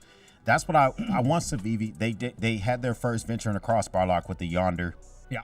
Now they're just molesting the crossbar lock, right? They're pumping it in a lot of different knives. Just like the button lock. You know? Yes. And that's the thing, is like a company gets they get something, they go for it, and I could appreciate that. Mm-hmm. And I do believe in quantity, get your SKUs up, but quality is kind of important as well. That is knives, that bags as well, survival kits, flashlights. I call Olight the iPhone of the flashlight world because I feel like they're pumping out shit every 6 months, the same model every 6 months. Yes, it's probably the same model every 6 months, just like a different variation. Yes, and I feel like I'm a low-key shadow banned because I mentioned that with Olight, right? But it is what it is. They are pumping out some stuff. Yeah, but that's true though. Woobin and all that other type of shit. And so I think it's important to focus on quality. Speaking on quality, okay, listen, doesn't matter if you're a dude that likes dudes or a dude that likes women. I think these are 10 things that you should know how to do. The first one is selecting the correct tool for the job. Power tool, hand tool, EDC item, etc. You might want a multi-tool for a reason. You might want a power tool for a reason. How do you go about if you're say for instance you are going through your day, you're trying to figure out what are you going to be selecting, what are you going to be doing for that day? Or do you reflexively go for power tools? You reflexively go for a hand tool? As a man, how do you make that decision? Like, all right, I don't know what I'm doing that day, but do you just load your box up with a bunch of hand tools? Like, what do you think about when it comes to selecting the correct tool as a man? Number one. So I think it depends on the job. Like, I think it's good for all men to have a tool belt, right? A tool belt, because then you can have an assortment of hand tools. Aside from the hand tools, everybody should have a sawzall, skill saw, and drill at the very least. Just those three things, right? Because with those three things, you can get the majority of crap done. Yeah. Right. With a skill saw, if you need to cut wood, lumber, anything like that, sawzall, you can cut the everything, basically everything. Yeah. And then a drill, everybody knows how to use drill. And I just handed Jared a Leatherman Surge multi-tool because I reflexively grab that a lot. Yeah, and I got multi-tools too, and I always try to keep a multi-tool, handy because I grab that a lot. Like if I need to just use the pliers real quick, screw going and grabbing a big set of pliers. I'll just grab this as long as it's light duty. But every guy should know how to use a drill. Like one thing, right? And I've seen this a lot with guys. They'll strip out the screw that they're screwing in, and it's because they probably didn't grow up in construction or whatever, so they don't know. Hold it level, right? Yes. That's the biggest thing. Hold it level. If you hold it straight up and down level, and the Phillips bit can drop right in, it's not going to strip out. Especially if you're using the right size. With Phillips bits, there's number 1, number 2, number 3. Yes. Right? Know what number it is. Just like T8s, T6s, like there's different sizes. So you see this too. They'll use like a number 3 for a number 2. Of course it's going to strip out. He's getting Grandpa excited because this type of stuff, I'll tell Mrs. X, I'll be like, yeah, you have too thin of a Phillips. She'd be like, no, well, they're all the same. Yeah, right. It's a Phillips. Yeah. I'm like, no, or one is too fat. She'll try to tighten the doorknob because one of my kids was hanging on it like an orangutan. He's loosened the doorknob, or she's loosened the doorknob, and she can't tighten it. And she, the Phillips is one thing, or she'll get a power tool.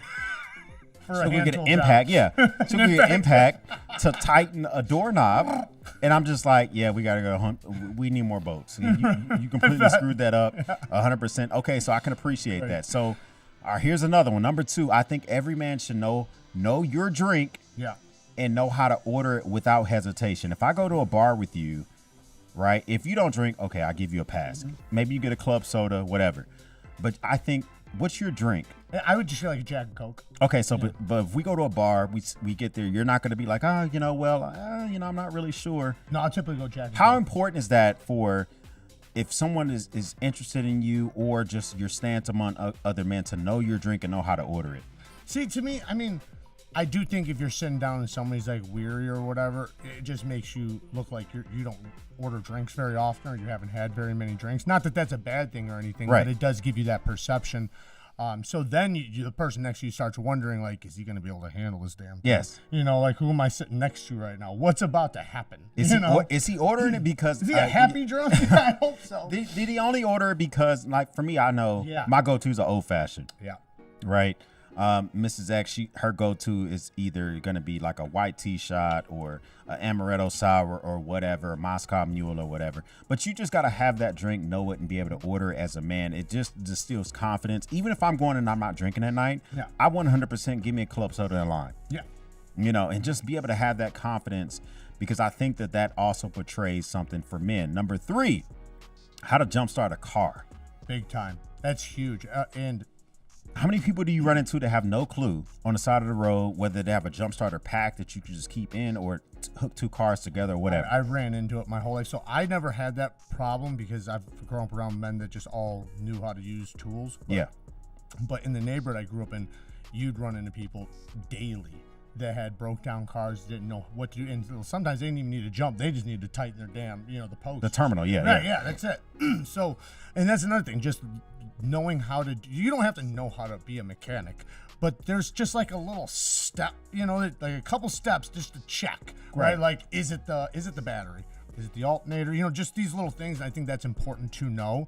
And, jump in your car is one. And then, like knowing, where to put the wires and stuff like that, because like people do that all the time where they're crisscrossing them. And I seen that the other day in a video. It's hilarious. You know what's so crazy? Mrs. X the other day, she called me on Google Meet, and I was so proud of her. I keep a battery pack in her car.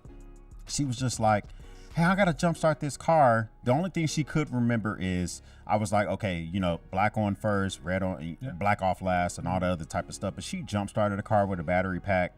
And it was a turn on to her that I was able to guide her through that process.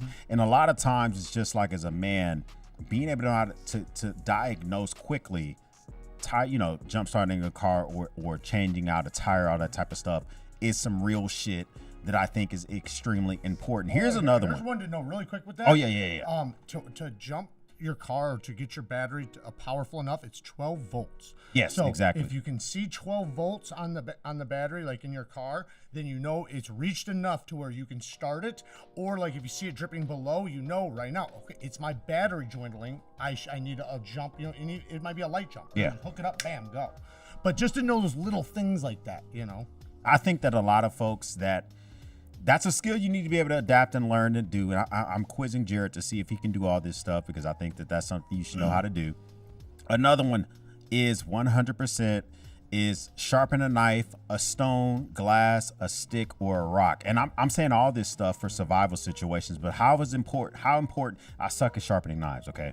But how important is it to know how to sharpen stuff for survival situation, knives and all that type of stuff? I mean, I don't think it's as important as maybe I might make it seem sometimes, but what I think is important is if you are ever in survival situations where you go outdoors, go hunting, things like that, fishing, camping, I think it is very important, because you never know what could happen. And we've all heard the stories of people, having just horrific stuff happen. But even more importantly, who's teaching the next generation how to do it? Right? Yes, exactly. And this is not like this is like some lost skill or something. This is a skill that we will need to know till the end of time, right? I don't care how many cell phones, rockets go to the moon. We can't survive without knives, right? We just can't. You got to have butchers. You got to have, somebody's cutting up your food if you're not, and then you're privileged, seriously. But there's somebody out there using it, so it needs to be done. And if you're going to be a hunter or anything like that, you should know how to at least just get an edge.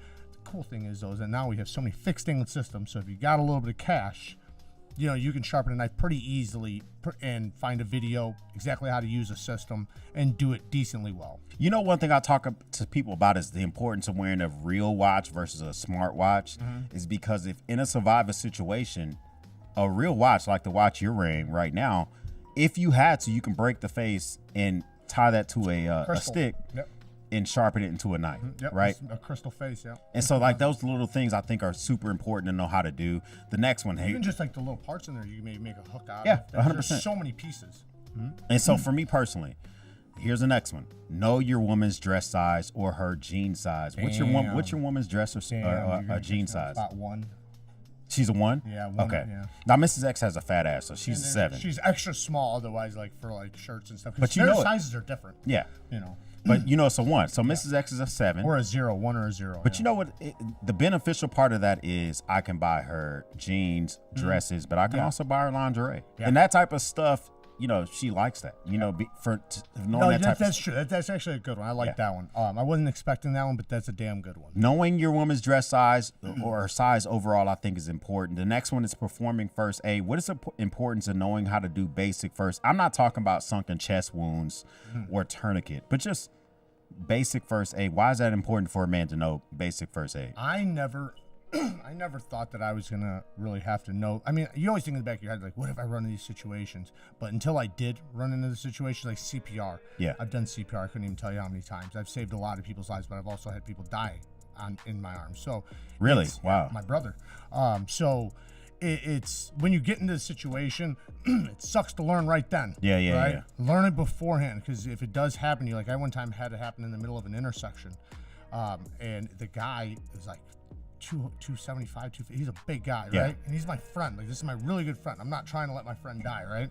So I had to pick him up and pull him, and we're in a pickup truck, right? Yeah. And I had to lay him down, start doing CPR, and cars are stopped and all around. And I can hear cops coming, everything. I kept him I kept him alive long enough for the ambulance to get there, and then they eventually got him up, and told him that, like, if it wasn't for him, you would have died, blah blah blah. But just knowing how to do that. My dad had wounds like you wouldn't believe, because he was a paraplegic. So I did wound care daily. Now, not saying everybody's gonna run into that scenario, but you don't know when like for an example with him, he got his leg melted to a fire one time, right? Because he couldn't feel it. He's paralyzed, right? So he don't care anyways. But that's a horrific wound. One time his foot came off in my hand. His Achilles heel, or the Achilles broke, and I'm talking about more blood than I've ever seen in my life. So like literally like a faucet. It was crazy. I thought he was gonna die from. And I could see you turning red thinking about it. So like, was he always a paraplegic, or no? what? No, he got hit on the job doing construction. Okay. 17, and then he lived 13 years, and then eventually passed away from the injuries. Not from the injuries, but from as you become a paraplegic, your body is not. You don't have the same blood flow anymore. You're not walking around, so your organs start dying. They gave him 10 years. He lived 13. So what do you think about, do you keep a first aid kit in your car or in your person? Yeah. You do? So you have a ouchie boo-boo and a trauma? So like right now, I just have like basic first aid, and then I do have a tourniquet. Okay. Yeah, I keep a tourniquet in just about everything, because I always think about, I've seen people shot. I've seen people stabbed. So like I always think about that scenario, like if it happens, like you'd hate, and you'd want to die thinking, like, if it was somebody, like one of your loved ones, something happened, and then you're there and you couldn't do something, that'd be the worst thing for me, to not be able to save them. So I think it's good to have that, just a trauma kit period. But the biggest thing, man, is get something decent. Yeah. Get something decent. I spent like $40 one time on a trauma kit, first aid kit, just to have one, right? Yeah. I need to have one. I don't have one. Every single item in that thing did not work. All of them. Every single damn thing. The Band-Aids were the worst Band-Aids I've ever felt. They weren't even Band-Aids. They were adhesive bandages. Everything was stupid. And even like they had a little knife in there. The knife, like, you could literally just unlock it just by stress. Right. Like, just everything was the cheapest it could be. Spend a little bit more money, get something decent, and get something with like the stuff in there that you're actually going to use, not the shit that's just like, just gimmicky. I believe in that. I talk about that stuff on the channel quite often, where I have brands I rely on, whether it's Urban Medical Gear or 1110 or whoever, but just go for brands that and if you get an opportunity to deploy it on a dummy, like a hog or a deer or whatever, just to know how to use that type of stuff, I think is important. But at a minimum, you should know how to use an ouchie boo-boo kit. Like, there's no reason I come to your house. I had my cousins here last summer. I got a lot of electric bikes and scooters and shit, and one of them took a spill and had bleeding all. It was a surface, but just to know, watching his dad, my cousin, he's my first cousin. His son is my second cousin. He had no clue how to use gauze. Yeah. His son is bleeding. I'm like, so do you want me to address his wound, or you want to do it? He's like, you can do it. You do it. Yeah. So and then also the difference between knowing, is this a packing wound, Yes. or is this a wound where you need to use a tourniquet? Like Yes. knowing the difference between that, and then how to pack a wound, and then because certain places on your body, if you get shot there or if something happens, if something goes through your body there, you might not be able to use a tourniquet. Yes. You have to pack it, so you have to stop the bleeding with your fingers, actually. But I when I stepped on that knife, I did not have, and How long ago did that happen? A few years ago. Okay. And you can see the pictures on Instagram. It was horrible. Instagram didn't shadow ban that? No. Okay. No, they didn't, which is crazy. But I stepped right on a knife, went all the way through. Okay. Right? Just like this. And stepping on the knife was the easy part. It was the stitches and the shots was the worst part. But here's the thing, there was so much blood, and I got it, and I started like trying to wrap it, and I screamed to Kara, get the trauma kit, get the trauma kit. And she's, going, because obviously when you hear that, something's wrong. Yeah. But I did not have this, which now I do. Which is, they're basically like bandages that are stitches. So basically they take and you can pull the skin together. I don't know if I've I heard got of some those out. yet. I should show you. It's like they're called like zip ties. So basically, you put this tape on one side of the wound, other side of the wound, and then you can zip it together. So it literally is stitches until you can either get stitches or just leave it until until it heals. But it is very strong, very good. You can close a laceration very easily. I would have used that if I could have, but I couldn't because I didn't have it. So all I could do was wrap it, put pressure on it, and get to the hospital. See, that makes sense. Listen, I think I could have bled out, by the way. From a foot? If I would have hit an artery, Yeah. the thing was, I got so lucky. I didn't hit an artery, which I was literally like that far away from doing it. So wow. Luckily, the blade was only this broad and not this broad. So, and I think the last one, which is I think important, it has helped me a lot to pump out 5 kids. How to clean properly and select the correct cologne. As a man, I think that you guys know I love that one. If you're a cologne, because of Jared, Yeah. I now have an arsenal of cologne, which are now panty droppers. I go spray one on right now when you leave. I love it. Mrs. X panties will fall, right? Right and on so, time. but what is the importance of not skipping? In the medieval times, men would take a shower once a year, right? But what is the importance? I mean, you know what I'm saying? It was kind of a real thing because they couldn't. The phrase "throw the baby out with the bathwater." You know where that comes from? No. So throw the baby out with the bathwater was the man of the house took the bath first. Okay. Then the woman. Then the kids. The last one to take a bath, the same bath was the baby. Okay. So when you throw the bathwater out, the phrase was don't throw the baby out with the bathwater. Right. But to that point, I know men who now, I know one, he's about 26. He doesn't have the best hygiene. But what is the importance of that when it comes to selecting a cologne, presenting yourself in a workplace, or just knowing how to proper hygiene and knowing how you smell? Why is that so important? Well, one thing I think we all get used to our own smells. So the stinky guy, whoever's watching this, that is the stinky guy, doesn't know he is. He has no clue whatsoever, and nobody's telling him because the friends around him are not telling him, right?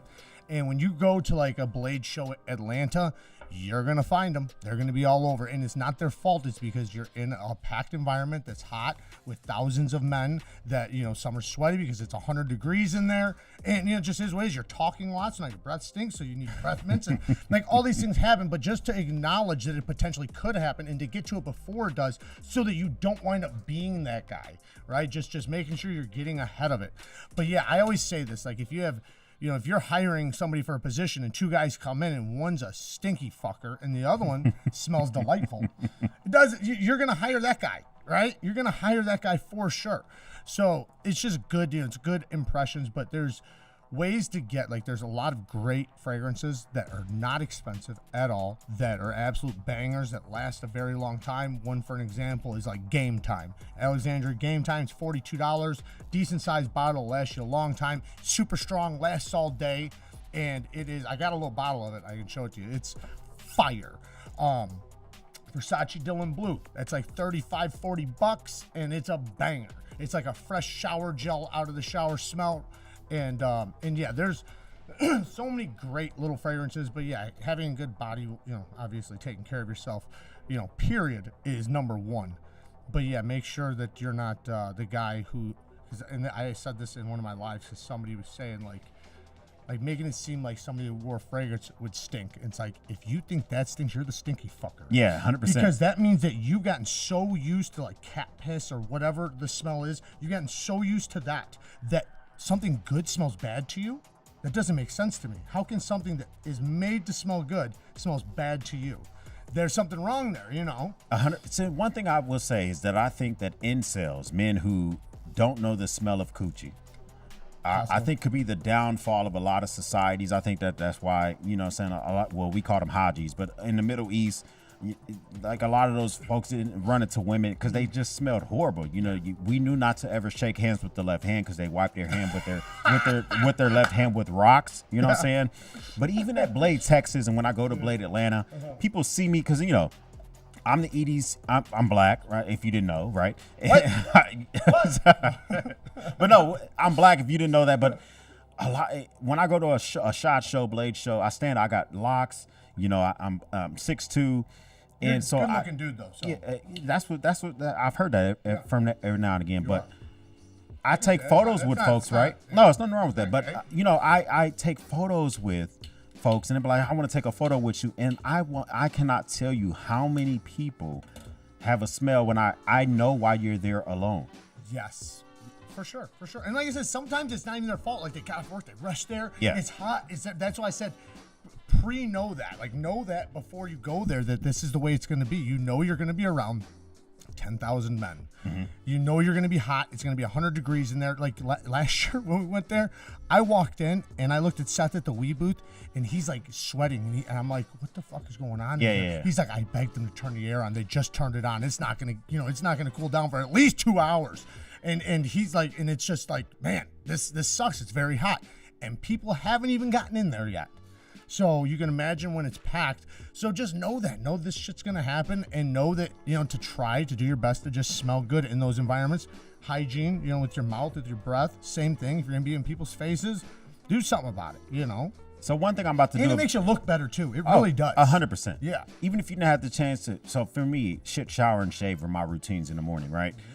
But if you can get your hygiene together, I think that's important. And for me, I'm about to do some videos here soon about, I made my wife a hoe bag or a bae bag, BAE, before anyone else. Yep. And then I have myself a gentleman bag, which are just bags. Sometimes she keeps it in her car, I keep it in my truck. Sometimes she'll text me and say, meet me at this hotel. And that bag is designed for her to have everything she needs in it to keep herself. Yeah, exactly. Yep. I think that's super important to just be able to do that type of stuff. I got one of those too, actually. Yeah. I got one of those just in case, like even now, like, you know, coming here.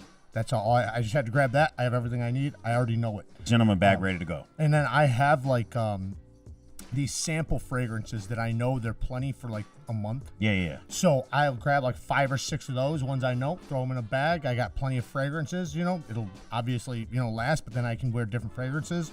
And depending on the situation, the weather or whatever. And I think that's super good to do. And then obviously, please everybody wear deodorant. My father was allergic to deodorant. All of them? No, pretty much. And he would break out into like hives if you put it on, which is a shitty thing to be in. So, you know, you got to shower extra. Yeah. You know. So I'm gonna show you some prices of some stuff to see what we all know Benchmade is crazily popular. At the end of the day, Mrs. X, my grandma, there are certain knife companies. If I say a brand of something, they reflexively can name that stuff, right? If I say, hey, what knife do you like? They're gonna say Swiss Army knife. They don't know it's Victorinox. They just know it's Swiss Army knife. They're gonna say Case. They're gonna say Benchmade. They're gonna say Buck. So I'm gonna show you some prices. This is where I normally shop when I want to buy some stuff because this is the base website. I'm a veteran, obviously. And so, like, what do you feel about some of these prices for Benchmades? So, you know, I get a lot of stuff here. These prices are a little bit more, a bug out $154. Does that make more sense to you or is that still too high? I think, so this is the problem. Which one is that? Is that FRN? This one here, no, this is the Grivery scales. Yeah, so FRN basically is Grivery, FRN. Gotcha. It's, the problem is that when you really break it down, if you break it down, that's a $25 blade. Okay. Even if you go to $40, whatever, the scales are like $6, you know, and then the metal parts inside, you know, obviously you got to pay for the work. So I understand that. They have a warranty, a lifetime warranty, which is great, lifetime sharpening. That all costs. I get all that. But it's a tough cost because You can get the same thing, even USA made from Kershaw, with aluminum scales, better steel, better everything, for less money than that. Even at 154. Yeah, for like $150, you can get like M4 or like 160 from Kershaw. You can get what is it, Magna Cut for 150, or actually they got one at like Bel Air. 130, yeah, like 135, 140. So yeah, man, it's just a tough sell now because there's so much competition out there. And the bug out, man, there's a lot of bug out killers. Like the Hogue Deca. Just Yes, for example, Hogue Deca, USA made, same thing. And but the Hogue Deca price has kind of creeped up. It's creeped up a little there bit, too, yeah. You can guarantee they're going to creep up, but it feels a little bit better because it's G10 and 20 CV or Magna Cut. So it's actually a better steel and better handle material for the same price or less. A lot of people, but this is kind of what they do. They go to REI, they go to Cabela's, they go to Dick's, they go to the base website, and they just shop for what they're able to get. So some people like them though because, say in certain groups, you know, the name's well known, kind of like a Rolex, right? Like, yeah, you know, people in certain groups are gonna want it because of the name, and I get that. I believe I've done that too, and they are a reliable knife. I like Benchmade, by the way. I love Benchmade's knives. No doubt they have reliable, good quality knives. It's just, you know, they can be pricey, especially more pricey than some other companies that are equally as good. Spyderco PM2 CM Crew Wear, my Carter scales 216. That's a great deal. Phenomenal deal. 216. It's not bad. Crew Wear, they're heat treating it like 64, 65. They do they do out of production heat treatments. If you're wanting to try steels that are the highest quality for production, Spyderco is where you want to go. Like I said, they're doing a 65 HRC and doing a good job with it, and the edge retention's insane. Like, that steel is a performance steel, so without having that good heat treatment, you're not even going to experience that steel. So this lets you actually experience that steel for what it's worth. The micarta's good quality micarta. They have another thing. There's 1,000,000,001 aftermarket parts for those. Like, you can make that your own. Any color, any combination, any handle material, any type of clip. So, like, yeah, there's endless amounts of options for those. So for me personally, I like to tell folks when they're thinking about buying a knife, they're going from a gas station knife, they're going from using their scissors or whatever. I just like to tell folks, don't spend more than 2 or 3 hours of your pay on a knife because you may hate it, right? That's true. That could potentially happen. Yeah. So if you personally, you know, you got yourself a knife, let's say for instance you make $25 an hour, right? I always tell folks don't spend more than $75 on a knife because you may not carry a knife every day. You may forget that you own a knife or whatever, and so you may find yourself in a predicament where you think you want to get yourself a Spyderco Dragonfly for $137 or whatever, but it may not be for you. And I oftentimes, if you can, now all these prices that you see here are tax-free, and free shipping. So a Shaman 270. I like the Shaman. It is a little bit overbuilt. It's gonna be a little big for some people. Right.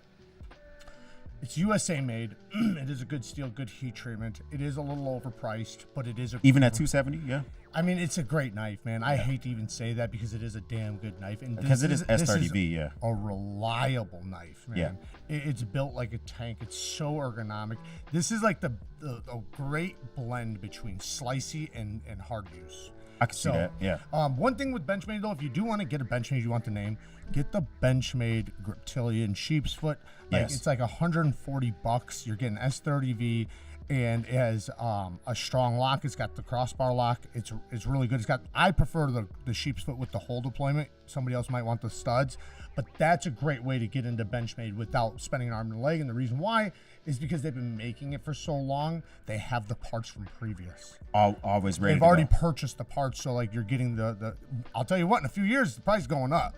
So they have to make new parts. They do try to keep the pricing here. So I got a Benchmade mini bug out for like $99 a few years. I feel good about that, right? That price point and all that other type of stuff. So I guess it just really depends on, but just overall, you know, if you're trying to transition to a better knife, you know, think about what if you don't get paid per hour, take your salary, divide by 2,000. That's about how much you make a year. So if you make $60,000 a year, you divide that up, you make about $30 an hour. Take that. That's your number to work with, deciding on when you want to go. That's a good metric. I like that. I like to go that for anything that you may want to go with. Let's check and see what questions we have here real quick. Let's see. What's your opinion on Chavez knives? I love them. I love Chavez. They're overbuilt. They're very solid knives. The only thing I don't like is I love the look of the clips. Yeah. But they don't function the way I want. That's I want the one them to with be the smooth. skull on them? Yeah, but I like the look of it. But every one of them comes with an extra clip. So you don't have to have the skull. Okay. You can have just a regular clip, but both of them function the exact same. And it's not that good. It's just, to me, it's a little too tight, jumps over the pocket too much.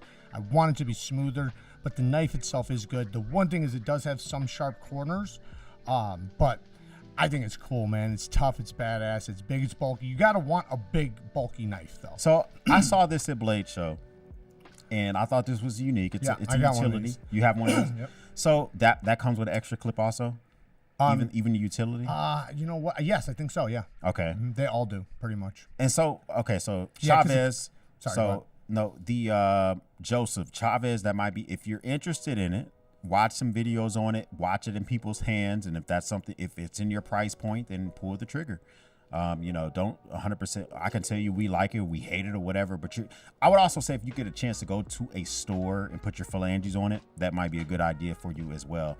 I will say is Riet makes the premium Chavez. I'm pretty sure they might make them all, which tells you that you're getting a high quality knife. Okay. You're getting the best OEM type work you can get on a knife. Overall. Yeah. Q colon in front of your question or comment will gain our attention. A Q and a colon in front of your question or comment will gain our attention. Every day on a budget says, X, have you ever considered making a knife of your own? So I was making my knife on my own would be a horrible idea. You got some good eyes, don't you? You can't see that? Hell no, I can't see that. Making a knife of my own would just be a bad idea for me because I don't have the expertise to understand every component of it. I would white glove a knife, meaning find somebody that makes a decent knife and just slap my name on it. Versus, You'd be surprised though, these companies, you could draw that can guide me. You could draw a picture on a damn napkin. And they can make it happen in CAD. Well, because they already, since they do this, they know already just by looking at the shape about what you're wanting. Okay. They're really good at what they do. Now, obviously, the finer the details you go through, the better it's gonna be. Like me, I draw everything on paper from every angle. I draw all the parts separately how I want, and that way that they can kind of understand like the texture, the shapes I want, and stuff like that. But you do not have to do that. I've seen people literally with a napkin basically make it happen and just draw a shape and give it to them, and then when it comes out they're like, holy shit, this is for me, good. I would give a description. So for me, I'm like, I need but not of the knife, but what I want it to do. Well, I'm saying say if you just draw the shape, you can say flat scales, contoured, right? So now they know, do you want it rounded or do you want it flat? Just little things like that. Like just tell them, hey, I want, the detent strong, or I want, just whatever. You can just tell them and they'll know. And then once they put it in 3D rendering, they're gonna send that to you. And at that point, this is the beautiful part. The 3D rendering will allow you to spin it and look at it from all angles, open and close it, look at it, and you can say, move this here, change this over here, do this, put this texture here, and you can circle it, draw on it or whatever. Wow. It makes it super easy. See, I would tell, so to answer your question directly, I would tell a knife maker or a designer, I say, I need a knife that feels good in the hand. I can get all 4 fingers on. Like I got zip ties. You guys can't see it on camera, but those zip ties are holding up. I'm cutting zip ties all the time. I'm doing utility cuts on that bench all the time. I'm always opening kids' toys. I use my knife to open battery shit of toys. And so I know what I need. I'm an Amazon box warrior. Yeah. So I would give a description and tell them what I don't like. I don't need as much as I like compound, just give me a simple grind and just go for it. One thing you can do that I did, for like size, so like you said, like your hand fit, find a knife that actually does do that. Right? Yeah. Find a knife that's like perfect. This is the perfect size. Well, then measure the total length, measure the handle length and the blade length, and now you know you want this length. Yes, right? okay. This length handle with this length blade, and so now you at least have that ballpark. So for me, it's always around 7.25 inches for the total length. So I can see where you're going.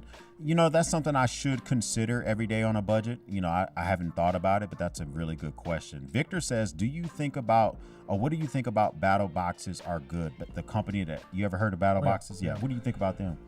So I like what they're doing. I like the thought of it, and I think that as long as good stuff's in there, I think the problem is, and this isn't just them. This is the Monthly Knife Club. This is any of those, right? There's stuff in there that's awesome, and then there's stuff in there you'd never buy.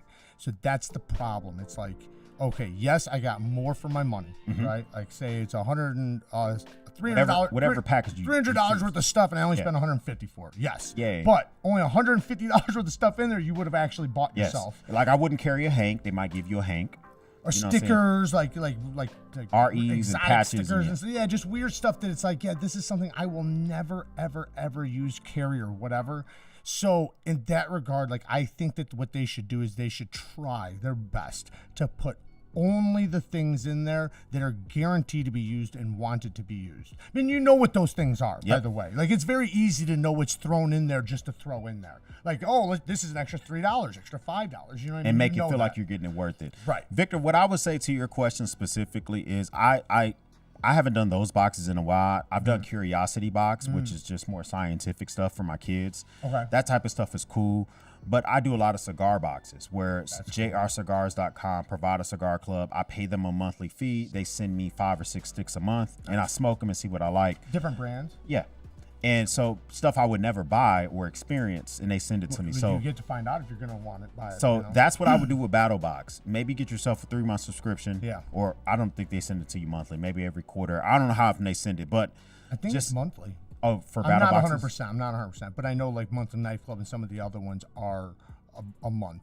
But the one thing is that you do want to make sure you hit a few months, because you'll have 1 month that sucks. Yep. And then 2 months that are just like, yeah, Angry. This is what you want, you know. I used to do that with clothes. I would have them because Mrs. X buys most of my clothes because I buy shit from Vert. I just wear the same shit a lot. Right. So I was doing that with clothes and stuff. So if you do the same thing, Victor, with Battle Box, give it a go for however you feel fit, giving them your money, and then make a decision if you want to keep going. Because me personally, I've never got a Battle Box.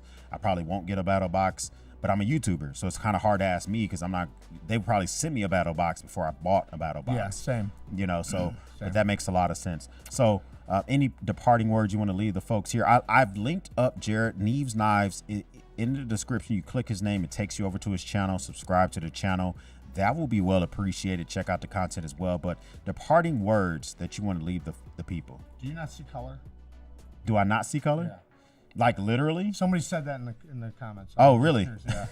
I was just curious. Like if they were talking about me or you, because I see color. Yeah.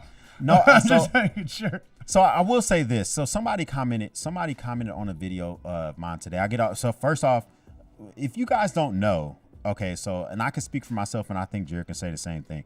We see all your, right?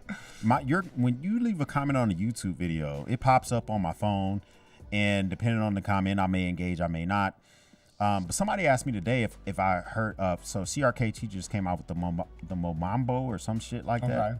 Have you heard of that knife? I don't know, maybe I might have it. And so he's a black designer. Oh yeah, the Mambo. Yeah, I have it. And he was asking me, he was like, hey, have you heard of this knife? You know, would you consider reviewing it? He's a black designer, you're black, you should go for it. I'm like, well, you know, I don't review stuff because I'm black. Right, you know, stuff. Yeah. But so to that question, that is a real thing. Like, is the you know, in the community of knife and EDC, asking a question, do you see color? Should we expand beyond that? I do think it's important that for people that look like everyone, also people that don't have a third leg, to be within everyday carrying knives. I want to see more females. I don't see a lot of them. Yeah.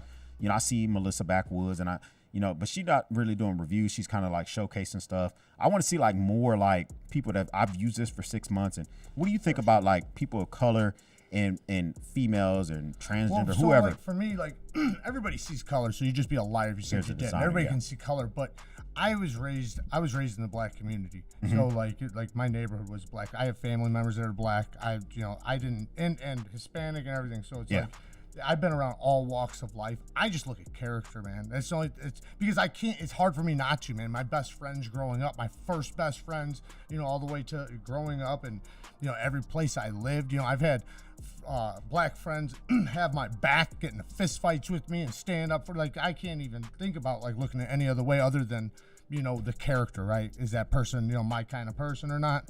And it's just the way I look at it. I don't care who you are, what you are, how tall you are, how big you are, how whatever you are. I don't care. Like, can we relate? And like, do you have good character, good morals, things like that? Yeah, I agree with that. For me personally, I think I'm the same way when it comes to, I think a lot of that came from being in the Marine Corps, because it's just like we're boom in the military period. Brotherhood. Everybody's just For put sure, in, mixed for in, sure. and all that type And of that's the way stuff. I So felt on the streets too. It's like Yeah. you have a brotherhood when those are your people, man, and like those are the people that are gonna do things that like a lot nobody else is gonna do for you. So I think that's I think it's great that we have that in the knife community, or just EDC community in general, whether it's the gun community, hunting community, is that brotherhood. Yeah, That's great. Now, answer your question directly. Do I see color? Yeah, I do. I mean, listen. At the end of the day, I'm 6'2", 225 pounds, black guy with dreadlocks. I know certain scenarios I walk into where I make people feel intimidated. So I do approach certain situations where my neighbor's an 87-year-old white woman that has skin cancer, and I know how different ways I approach different things in life. That's just how the world is. But when I'm getting to know someone, I go and develop and see how they are with their character, right? Not necessarily do I walk into them like, okay, let's see, do I see a black person, gravitate towards them? That's just not how I function. So I understand what you said. Like with me, like I got pulled over constantly and harassed because being white in certain neighborhoods, they think you're buying drugs. Yep. I'm not saying that I wasn't either, but I'm just saying those things happen, and even when you're not. Growing up, I had to be careful with which blocks I walked on, and I got jumped many times, just for being white on the block. But I never looked at it as like racism, even though people probably look at it like that. I just looked at it as you got to know your blocks, your areas, neighborhoods, know where you're going and the people you're around, because it's the same thing for everybody, by the way, that walks down that damn block. Yeah, 100%. Like, it don't matter, 100%. So. Hey guys, listen, I once again appreciate y'all tuning in to another Mantuary podcast. Jared Neves Knives kicking the door in, making these things happen, which is extremely well appreciated. Any departing words? This time I mean it for real. Man, I appreciate you guys coming here and hanging out with us. I'm very happy to be here, man. I appreciate you inviting me here. And most definitely, I'm going to see you at Blade Atlanta. And you guys, make sure you subscribe to the channel. I would love to have you a part of the battalion. I know 100% that Jared would love to have you check out the content as well. If this is your first time stopping by, hit the subscribe button. I would love to have you here. If this is not your first time stopping by, thank you once again for watching me run my grape. For everyone else, we'll speak soon.